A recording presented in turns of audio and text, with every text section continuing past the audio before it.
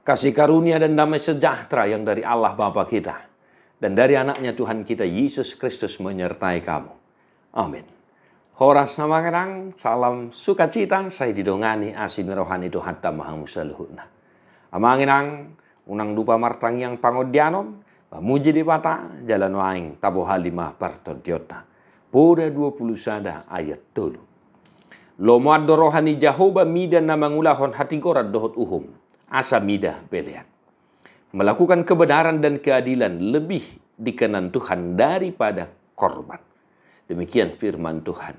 Bapak Ibu Saudara-saudara, sebuah peringatan bagi kita dari firman hari ini.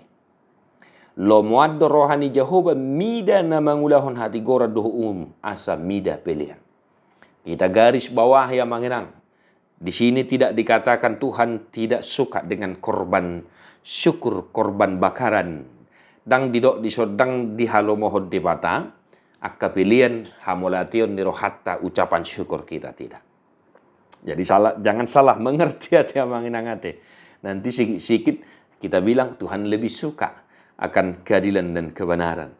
Manginang, mari kita pahami firman ini dengan baik. Kenapa penulis kitab Amsal mengatakan demikian? Dalam sejarah perjalanan iman orang Israel, Bapak Ibu Saudara-saudara, banyak kita boleh baca di Alkitab kita bahwasanya iman dan perbuatan juga harus diselaraskan. Mereka memuji Tuhan, tetapi saudara-saudaranya ditindas. Mereka mengaku percaya kepada satu Tuhan, tetapi mereka justru melakukan ketidakadilan dan ketidakbenaran. Inilah yang dikritik oleh penulis kitab Amsal.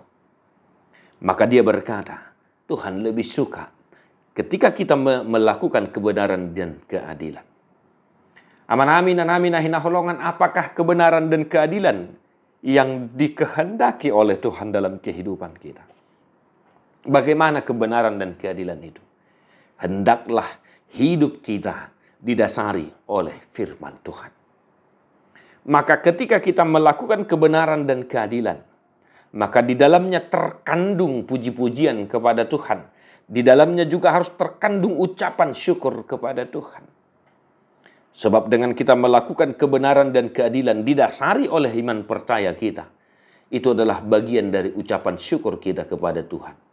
Sederhananya, karena kita tahu apa yang dikehendaki oleh Tuhan, maka kita melakukan kebenaran dan keadilan.